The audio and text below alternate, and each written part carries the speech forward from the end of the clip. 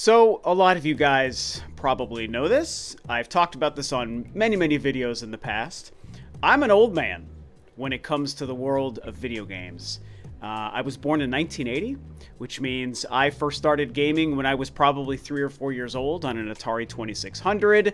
This predates the existence of the NES, and I've obviously been following the video game industry and playing games as a hobby for pretty much my whole life. Again, since I was 3 or 4 years old, through the Atari days, the 8-bit, 16-bit, 32, 64-bit days, through the 6th gen, 7th gen, 8th gen, 9th gen, to whatever we're going to call the Switch 2 when that finally releases. That's how long I've been playing games. 4 decades, basically. And I love this hobby. I love this industry. It's stayed with me through all of the best highs and the worst lows of my whole life. And through all that, I've been thinking about something for probably the past 2 or 3 weeks. And because I've been gaming so long, I feel like it kind of feels like a bigger deal when I say this. But I kind of think that the Switch 2 might end up being the last video game console I ever buy. Now, one thing I want to say and get out of the way right at the beginning of this video here is that what I'm not doing in this video is making like a declarative statement. I'm not stating for sure that the Switch 2 is going to be the last video game console I'm ever going to buy. I'm not even necessarily predicting it as much as I am talking through this, right? As I mentioned, for the past several weeks, I've kind of been thinking about this and following what's happening in the industry. Yes, following Nintendo and the Switch 2 and my excitement for it. Also following what's happening with the rest of the industry, other big third-party publishers, Microsoft, Sony, with the Xbox and the PlayStation. You know, I'm a fan of them all. I own them all. The PlayStation 5 is absolutely the console I play the most in my household. Way more than even my Switch. And I like the Xbox Series X a lot. It is a great machine, and there are a couple of games I really love on it. Indiana Jones, Halo Infinite, and Starfield. I'm huge fans of those games. I own them physically because that's what I do. I buy my games physically, even on my Xbox. But I say that to say, as I follow what's happening outside of the upcoming Nintendo Switch 2, I just continue to see signs from the industry at large that it just continues to go in directions that don't really appeal to me and my personal gaming sensibilities. This isn't me telling you to agree with my sensibilities. I'm just explaining how I feel about gaming, the things that I want and desire and enjoy about it, and the fact that, again, outside of the upcoming Switch 2, pretty much everything else I see is kind of painting a picture of a gaming world in years down the road that I might not really want to be a part of. I'll just talk about the most important thing that is stuck in my brain when I think about this idea, and it's physical media and it's physical gaming. I think that we've only seen signs that Microsoft doesn't care about physical media.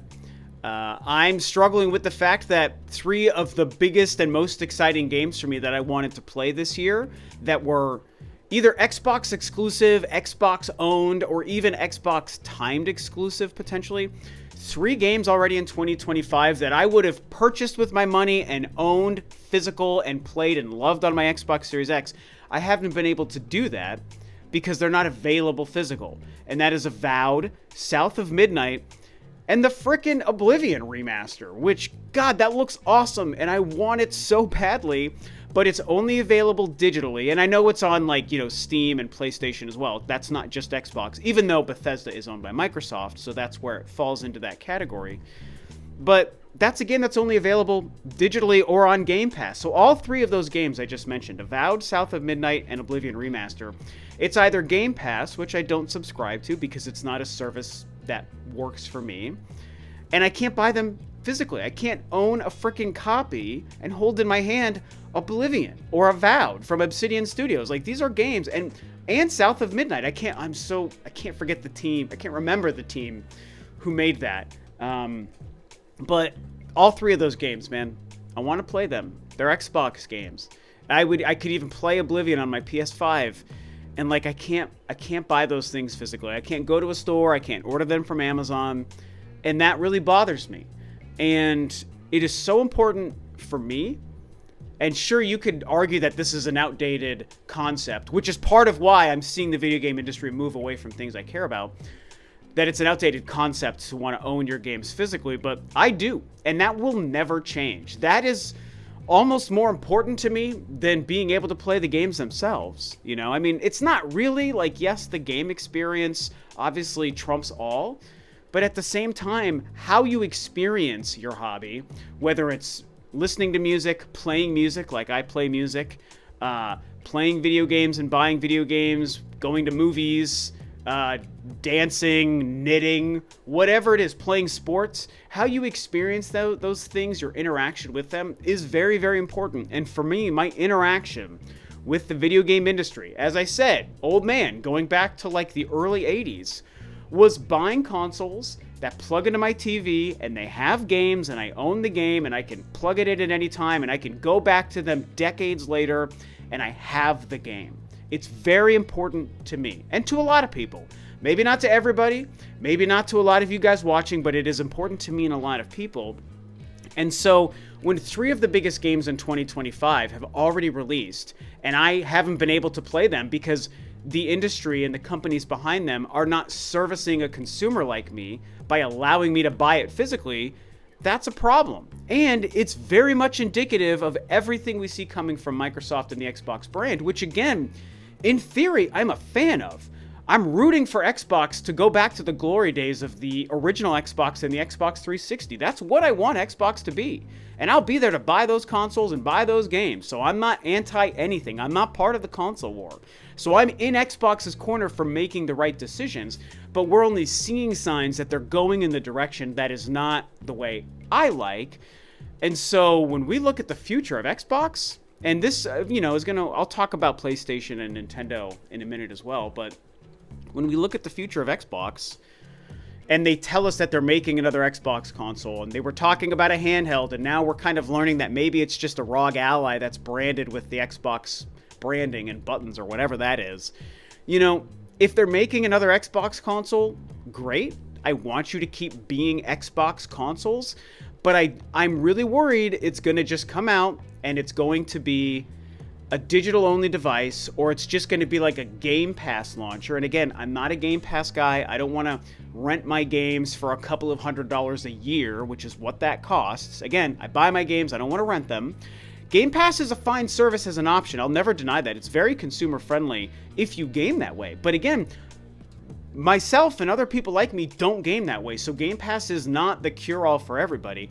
And so if that's what happens with Microsoft and the Xbox, then I'm not interested, and I would have no reason to buy the next Xbox, let alone the fact that with the recent announcement that Gears of War as an IP is now making the jump to PlayStation, and for all we know, even Nintendo down the road, we're also seeing that Microsoft doesn't value the idea of exclusive content. And that's another thing I very, very much believe in hugely. It is so important for the brand and the value and to drive competition and creativity amongst this industry for these companies and console manufacturers to hold on to their identity by holding on to their exclusive IP. Yes, it's good when a good franchise can be played by more people, so that is true. But what's also true is that it's important for a company to maintain their brand and to strengthen it and to keep that competition amongst the companies alive so that everyone is fighting to make the best product to earn your dollar.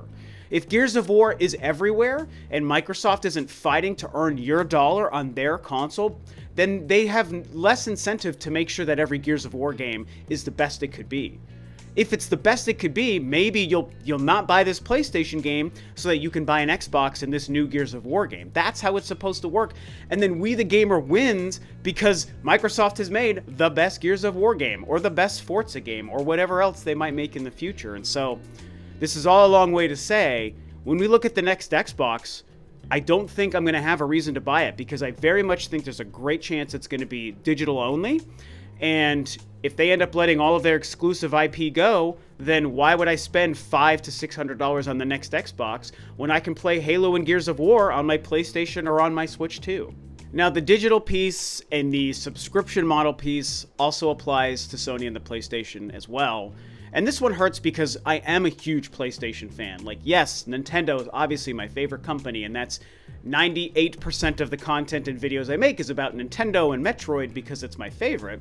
But again, That's not because I dislike Sony or Microsoft. I like them. I like PlayStation. I like Xbox. PlayStation 5, love it. I already mentioned in this video, it's absolutely the console I play the most. I love my PlayStation 5. And in theory, I want to love a PlayStation 6. But I'm also nervous with the introduction of the PS5 Pro, which I think is the biggest scam in gaming almost ever. And this is not me hating on... Again, I like Sony and I like PlayStation, but I'm going to call something out when I see it for what it is. And I think the PlayStation 5 Pro was just a $700 scam to the gamer and anyone who thought that it was worth having one, for reasons I discussed back when it was announced, and I don't want to retread that. So I love my base PS5 though, and if a PS6 comes out, I want to think that I'll be interested in that as well. But the PS5 itself launched with a digital-only version. Okay, that's fine because it still has a disc version, which is what I own. And I buy my physical PlayStation 5 games, and I love that. The PS5 Pro, though, yeah, it wasn't a huge hit.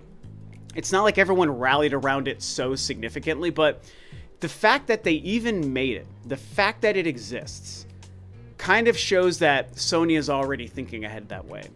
And I think that they're, just like with the next Xbox, I think there's a great chance that the PlayStation 6 might also be digital only, that Sony might move away from it. Or here's a different way it might happen with the PlayStation 6. They might make the PlayStation 6 with a disc drive so that you can play backwards compatible PS5 and PS4 disc games.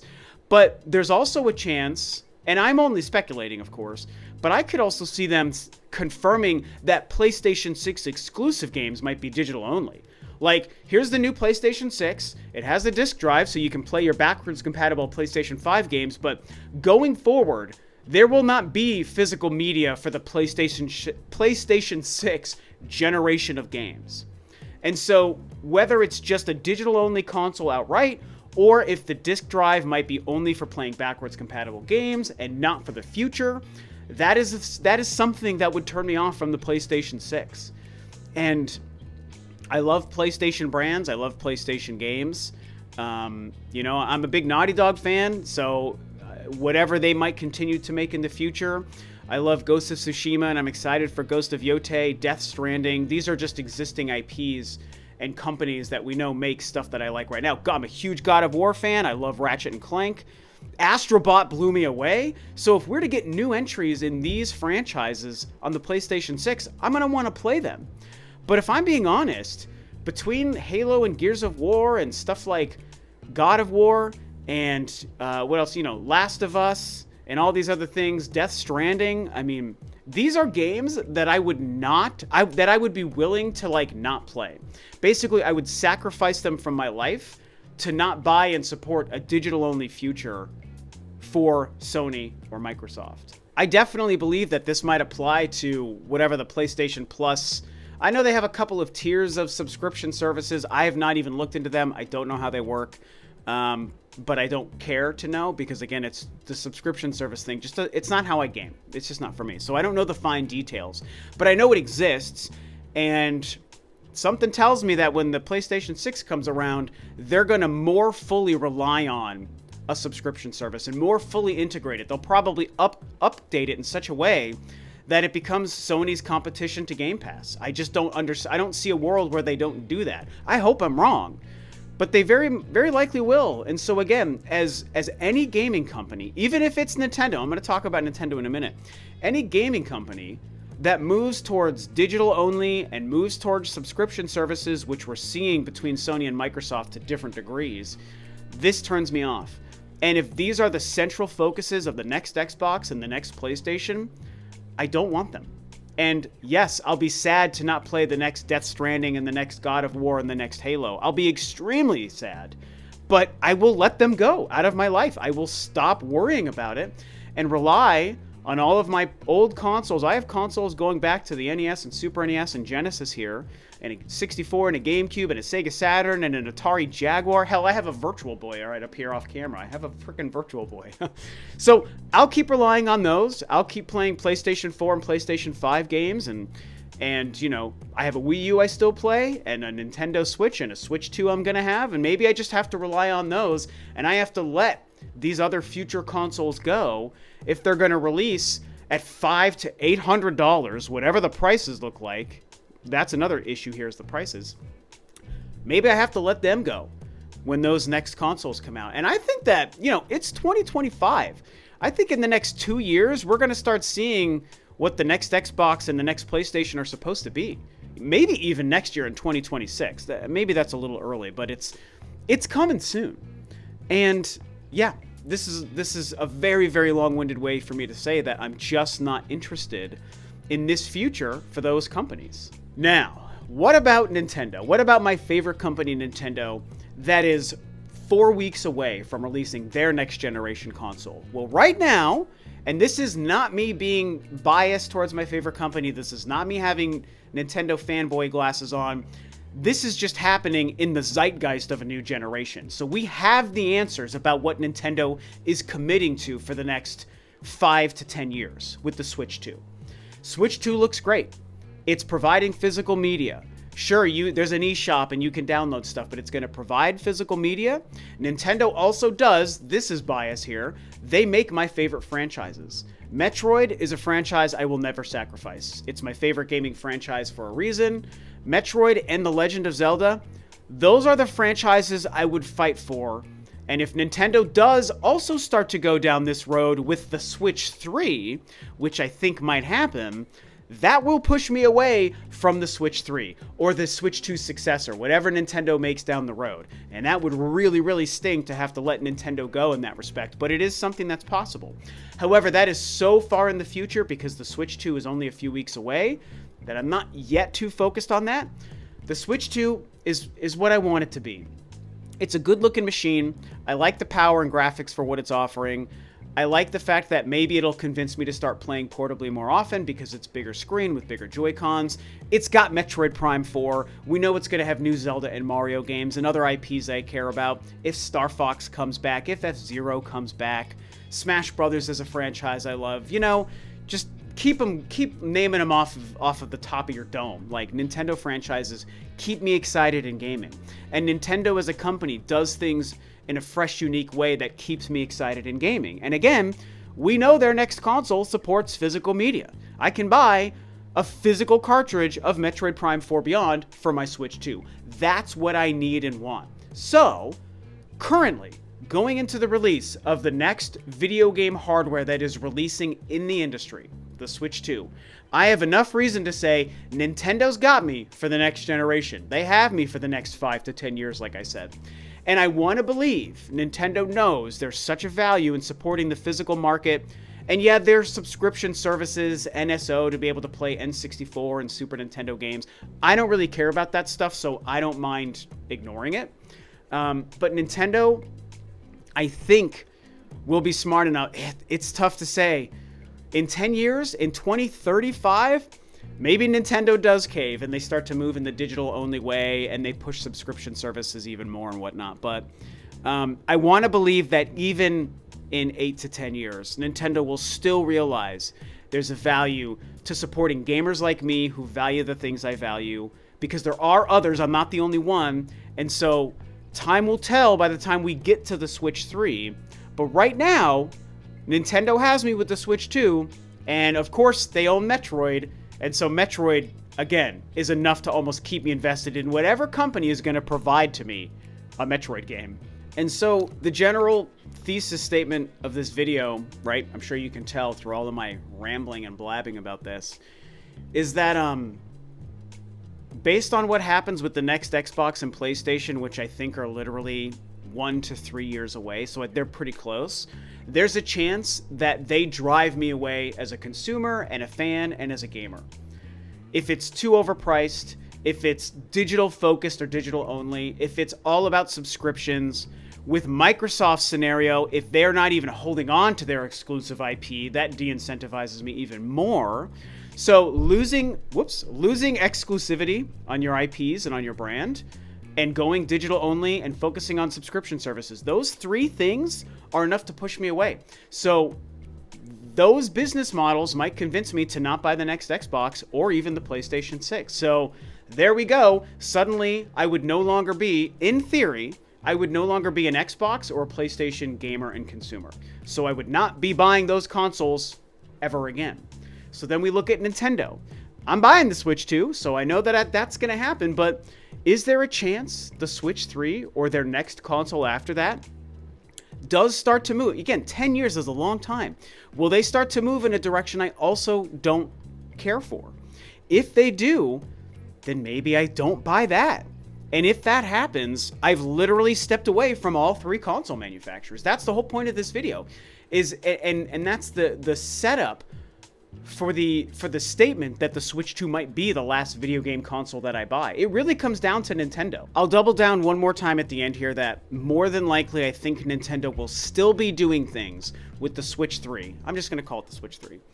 That they'll still be doing things with the Switch 3 that keeps me invested. Oh, great, they're still supporting physical media. It's backwards compatible with Switch 2.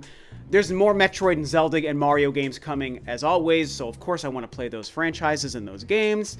And it's got a quirky idea, and it's Nintendo being Nintendo and keeping me excited about the hobby of gaming. I really think that that's most likely with the Switch 3. But I have to keep my mind open for what the 2030s is going to look like in this industry. And the new leadership of Nintendo. This isn't the Iwata and the Reggie and the Miyamoto era. So these guys, these younger guys, these corporate suits that are running the company now, nothing wrong with them, other than that they might have a different philosophy that really takes shape in 2035 for the Switch 3.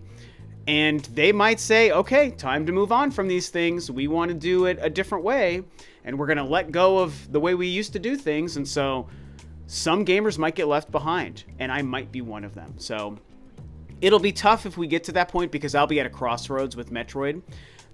Would it be something where, look, maybe I would buy a $500 Switch 3 to play a digital-only version of Metroid Prime 5 or whatever new Metroid game is coming out? You know, would I commit to that and go against my philosophy of not wanting to play digital-only games? Maybe. I can't speak for myself at that time, you know? So to end this and close this very long discussion out, this brings me back to the beginning where I said I'm not really making a declarative statement because I don't truly know what's going to happen with the next Xbox or the PlayStation 6. I want to be surprised and see that they will support physical media, that Microsoft will try to retain some of their exclusive IP, that it's not all about subscription services. If that happens, I'm buying the next Xbox and I'm buying the PlayStation 6. I want to buy them. If that makes sense. It's up to Microsoft and Sony to show me with those consoles why they'd be worth my time and my money and my dollar and my attention, right? So jury's out. I'm nervous they're going to convince me to not buy them, but I just have to bring this up. This isn't a declarative statement. I'm open to being excited for those consoles. With Nintendo, same thing. I know I'm buying the Switch 2. That is the last console I 100% know I'm going to buy. With the Switch 3, the next console after that, we'll have to wait and see. Like I said, maybe I give up on Nintendo entirely if they go all digital in 2035, or maybe I do say, you know what? I can't say no to Metroid. And when that new Metroid game is coming out, and it's digital only, and the Switch 3 is digital only, but I just have to play it because the Metroid game looks so fantastic, yeah, maybe I cave. Maybe I cave for one game and one franchise. Zelda could also maybe do that for me as well, because they're my 2 favorite franchises. So that's what I wanted to talk about. You know, and again, I barely touched on this, but like things are also getting a lot more expensive, and you know, I'm fortunate. I can afford the hobby, even if the hobby continues to get more expensive. I won't lie. I can afford it, but that doesn't mean I want to afford it. And it doesn't mean it's smart to pay an exorbitant amount of money for things just because you can afford it, just because you have the money in your bank account, right? That's not how you manage money intelligently, and it's not how I manage our money for me and my wife. So anyway, I think I've rambled long enough about this. I guess this was an excuse for me to also empty my head of some thoughts just about the general gaming industry and the direction of gaming, you know? Things getting pricier, things going digital, things focusing on subscriptions. And again, I won't let this go. Microsoft not caring about their exclusive IP. And I know that their hand is forced because their success is tricky to analyze. And so I think that they're only allowing Gears of War to go to PlayStation because they need as much revenue as they can possibly get from anything. So that's a different conversation for a different video. Yeah, okay, I have to end this. A lot of thoughts. I hope the Switch 2 isn't the last video game console I ever buy, but when I close my eyes and I play out the next 3 to 10 years of the gaming industry across Nintendo, Microsoft, and Sony, there is a chance all three of them convince me to not buy their next consoles, which again is why I said that would make the Switch 2 the last video game console I ever buy. So I don't want to predict doom and gloom. Hopefully all three of them convince me to buy in next time. I want to believe that it can happen. So that's all I have to say. Share your thoughts about this very long, rambly conversation I had with you today. Thank you for tuning in, and I'll see you guys next time.